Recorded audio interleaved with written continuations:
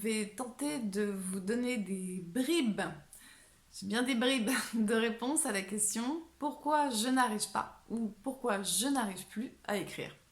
Alors, en toute première chose, ce que je tiens à dire, c'est je ne sais pas pourquoi vous n'arrivez pas ou pourquoi vous n'arrivez plus à écrire. Pourquoi vous n'arrivez pas à écrire si vous avez toujours voulu écrire ou pourquoi vous n'arrivez plus à écrire si vous avez déjà écrit des ouvrages, des romans et que aujourd'hui vous n'y arrivez plus et que vous êtes inquiet pour votre carrière. Je ne sais pas, franchement je ne sais pas et j'aurais pas la prétention de dire que je le sais. En revanche, je peux vous donner des bribes d'informations que j'ai recueillies ici et là en accompagnant des auteurs sur pourquoi peut-être en ce moment vous n'y arrivez pas et ce sera à vous d'y réfléchir. Avant toute chose, je pense que la première question à vous poser, que ce soit votre premier roman si vous n'avez jamais écrit ou que ce soit votre 7e ou 8e, on s'en fiche. La question c'est combien sur une échelle de 0 à 10 avez-vous envie d'écrire un livre, ce livre, si vous en avez un en tête, combien? À quel niveau est votre envie? Combien ce projet est important dans votre vie aujourd'hui? Qui vous êtes aujourd'hui, à l'âge que vous avez, à l'endroit où vous vivez, avec les fonctions que vous occupez, etc. Combien ce projet compte? Je ne vous demande pas de répondre maintenant devant cette vidéo derrière votre écran, je vous demande d'y réfléchir chez vous. On a tous des projets en tête, on n'en a pas 20 000, mais on en a quand même, je sais pas, entre 2 et 7, 8 qui reviennent régulièrement. Je ne peux pas choisir pour vous lequel est le plus important, mais si écrire un livre, en tout cas là aujourd'hui, vaut une note supérieure ou égale à 7, ça vaut le coup d'écouter jusqu'au bout cette vidéo parce que c'est qu'a priori c'est un projet qui vous tient réellement à cœur et rien ne coûte plus cher au final que de ne pas aller au bout de quelque chose qui nous tient à cœur. Alors, pourquoi vous n'arrivez pas ou plus à écrire? Voici quelques grandes tendances. À vous de faire votre cuisine dans cette part de choses et de voir ce qui est vrai, pas vrai pour vous et ce qui colle. On dit souvent, et c'est vrai, mais je vais nuancer ce premier argument, qu'on n'est peut-être pas dans la bonne énergie, dans la bonne saison, en gros que ce n'est pas le bon moment pour nous de faire quelque chose, donc ce ne serait peut-être pas le bon moment pour vous d'écrire un livre, vous ne seriez pas dans cette énergie créatrice. Alors, on dit souvent ça pour les femmes qui ont des cycles hormonaux, qui travaillent avec la lune, etc. Oui, en ce moment, je ne suis pas dans mon bon cycle, je ne suis pas dans ma bonne période, je ne suis pas dans l'énergie pour, alors je le mets de côté, ou comme vous entendrez souvent des gens dire la vie, c'est comme les saisons. D'ailleurs, c'est vrai, il y a des saisons dans la vie.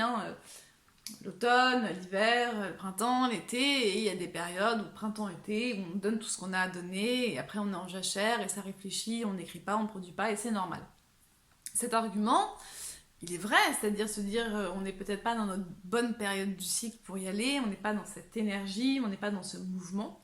Le problème de cet argument, je trouve, c'est qu'il est un peu facile. C'est-à-dire on peut le ressortir pour tout et n'importe quoi tout le temps. C'est pas ma bonne période, c'est pas mon bon cycle, en ce moment je suis contrariée.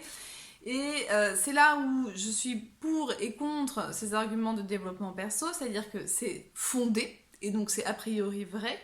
Et en même temps, c'est facile, et quand on s'écoute trop, je pense que le risque c'est qu'on ne fasse pas grand-chose, en tout cas pas grand-chose d'envergure. Il y a des femmes qui viennent d'accoucher de jumeaux et qui sont capables d'écrire un livre le matin entre 4 et 7 heures du mat alors qu'elles sont dans un état d'épuisement total. Alors qu'il y a des femmes qui ont des enfants et qui, pendant les 3 premières années des enfants, sont incapables d'écrire une ligne parce qu'elles sont dans leurs préoccupations maternelles primaires. On est tous très différents. Une situation de deuil chez certains entraîne l'écriture, chez l'autre la repousse. Pareil pour les enfants, pareil pour un changement de poste, pareil pour une histoire d'amour, etc. Bien que souvent, quand on tombe follement amoureux, ça rabaisse le niveau de créativité pendant un certain temps. Bref, c'est un autre sujet, mais ça vaut le coup de faire une vidéo là-dessus. Être très amoureux la phase du début enlève souvent les créativités autour. Bref, pourquoi je vous dis ça? Donc cette histoire de cycle, elle est vraie et elle est fausse, d'autant plus que, et ça je trouve que c'est un argument très important, nous sommes quand même assez nombreux à avoir une énergie qui se décrète durant le mouvement, comme une locomotive, c'est-à-dire on met beaucoup de temps à démarrer, et finalement c'est le fait d'être porté par notre élan qui va générer de l'énergie et qui va nous pousser à aller vite, à trouver un rythme de croisière et à écrire. De ce fait, si vous vous dites je suis pas dans la bonne période du cycle, c'est pas le bon moment pour moi, vous n'allez même pas commencer et vous ne pouvez pas savoir si cette énergie va se réveiller. Donc attention à ces histoires de cycle ou pas cycle, oui peut-être, mais ça ne vous empêche pas de tenter l'expérience. Voilà, c'est ce que j'ai envie de dire. Donc Premier point, vous n'y arrivez peut-être pas parce que vous n'êtes peut-être pas, vous êtes peut-être effectivement en plein cœur de l'hiver et vous avez besoin d'y penser, mais à un moment, il va falloir vous mettre en mouvement, c'est certain, et ça, il faut le garder en tête. La deuxième raison pour laquelle vous n'arrivez peut-être pas ou plus à écrire, c'est parce que vous appréhendez d'une façon générale, et c'est très dur, on est tous tentés de le faire et on doit tous lutter contre ça. Vous appréhendez d'une façon générale les choses en termes de départ et d'arrivée. Et donc il y a un début à un manuscrit et il y a une fin, et donc il y a une ligne d'arrivée. Alors la ligne d'arrivée pour certains c'est le point final de la première version, c'est l'édition, c'est la vente, c'est un prix littéraire, etc. Mais vous voyez une ligne d'arrivée. Et le fait de focaliser sur la ligne d'arrivée nous pousse souvent à abandonner. C'est un peu comme quand on est petit, alors c'est très caricatural ce que je veux dire, tout le monde ne veut pas ça, ne souhaite pas ça, ne vit pas ça, mais quand on est petit, on se dit parfois, ah, bah, quand je serai mariée, j'aurai des enfants, quelque part, je serai arrivée. Mais en fait, si jamais vous êtes marié et que vous avez des enfants, vous vous rendez compte que c'est même pas la ligne de départ, quoi. Il y a encore un chemin à parcourir hallucinant, donc il n'y a pas de ligne d'arrivée. Et si du coup, quand vous écrivez, vous focalisez sur le fait d'avoir bientôt fini ou de finir, vous n'allez pas y arriver. Le plus important, en fait, c'est de focaliser non pas sur la ligne d'arrivée qui serait une action, mais qui serait en fait d'avoir votre ligne d'arrivée sur qui vous êtes vous. C'est-à-dire que si vous, votre ligne d'arrivée dans le fond, c'est pas tant d'écrire 1, 2, 8 romans ou d'avoir un prix, votre ligne d'arrivée c'est d'être qui vous avez envie d'être. Si vous voulez être un écrivain, je vais dire n'importe quoi, on va prendre les choses à gros traits, qui gagne multiples prix littéraires et vous êtes un jour connu pour le Goncourt, il faut vous vivre dans votre tête comme cet écrivain. Et donc ne pas penser à la ligne d'arrivée du point final d'un manuscrit. Il faut déjà vous vivre comme ça, mais focaliser sur l'échéance la plus courte qui est la semaine. Donc si vous n'arrivez pas à écrire un livre, c'est peut-être parce que vous focalisez, j'allais dire, sur la ligne d'arrivée, j'aimerais écrire un livre avant décembre 2022, ça c'est mort. Il vaut mieux vous dire cette semaine, qu'est-ce que j'ai envie de faire? Je préférais écrire 4 heures cette semaine ou je préférais écrire 10 000 mots cette semaine? Enfin, j'en sais rien, à vous de vous fixer votre objectif et de vous y tenir toutes les semaines. Et de vous dire chaque début de semaine, cette semaine, j'aurais réussi ma semaine si j'ai fait ça. Et ça vous enlève, ça vous éloigne de la ligne d'arrivée, alors que, en fait, chaque semaine, vous avancez, vous vous rapprochez d'une potentielle ligne d'arrivée si tant est qu'il y en ait une. Et à vous, chaque semaine, de vous fixer votre objectif, votre discipline. Il ne s'agit pas d'en faire une exigence de dingue. Il s'agit de prendre quelque chose qui est tenable, à votre échelle. Cool. Si vous êtes effectivement dans une période fatiguée, etc., petite discipline. Et puis quand ça va mieux, vous agrandissez. Et puis vous resserrez toujours, toutes les 4 semaines, une phase de récupération. On écrit un peu moins. Donc on écrit à fond 3 semaines. On diminue la 4e semaine. On n'arrête jamais. On reprend 3 semaines, diminue la 4e semaine. Puis après, il y a des vacances, etc. C'est un autre sujet. Mais en tout cas, ne focalisez pas sur la ligne d'arrivée. Ayez en tête qui vous voulez devenir et focalisez-vous sur la semaine. Enfin, la 3e raison pour laquelle vous ne pouvez ne pas réussir à écrire, c'est parce que vous avez un niveau d'exigence qui est trop élevé, qui est lié, et on l'a tous, à la comparaison. C'est-à-dire que si vous comparez votre écriture avec Flaubert, bah franchement, il y a de quoi arrêter. C'est généralement le cas, en tout cas, quand on se compare.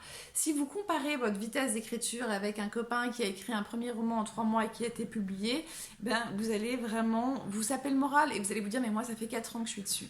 Si vous comparez votre nombre de ventes avec d'autres, ben, vous allez aussi vous saper le moral. Il y aura toujours des gens qui travailleront ou qui écriront plus vite ou peut-être plus joliment ou peut-être de façon plus littéraire que vous. Il y aura toujours des gens qui vendront mieux que vous, mais ça ne veut pas dire que vous n'êtes pas bon dans ce que vous faites, en fait. Il faut revoir son niveau d'exigence, pas à la baisse dans le sens baisser en qualité, mais je veux dire, il faut arrêter de se comparer. Il y aura toujours des gens différents et vous avez votre place dans votre singularité. La question n'est pas de faire mieux, de vendre plus, d'écrire plus joliment, d'avoir une meilleure intrigue. La question est d'écrire un livre dans lequel vous prenez du plaisir et qu'après les lecteurs prennent du plaisir. C'est juste ça dont il s'agit. Et ce sont les gens qui focalisent sur ça qui vendent plus que ceux qui cherchent à vendre énormément. Et c'est très important, cette histoire de plaisir et d'écrire quelque chose qui vous ressemble. Et enfin, la dernière raison, qui rejoint un peu celle que je viens de dire sur le niveau d'exigence, c'est cette histoire de légitimité. Vous vous dites, je ne suis pas légitime pour écrire un livre. J'ai pas fait un DESS ou un Master 2 de littérature contemporaine, j'ai jamais participé à un concours de nouvelles, je n'ai pas des antécédents de journaliste, etc., etc. Et du coup, vous vous dites ça, Et franchement, vous vous dites, puisque je ne suis pas légitime, alors autant abandonner. Alors, moi, je vais vous dire un truc. On s'en fout complètement de cette histoire de légitimité. Il y aura toujours des gens pour nous dire qu'on n'est pas à notre place et qu'on ferait mieux de rester dans ce qu'on a toujours fait.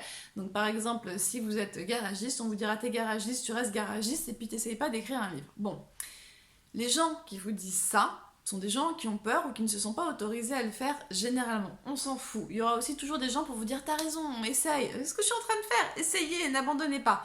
C'est plutôt cela qu'il faut écouter, même si on est toujours tenté d'écouter des gens qui nous disent qu'on fait une connerie. Vous êtes légitime.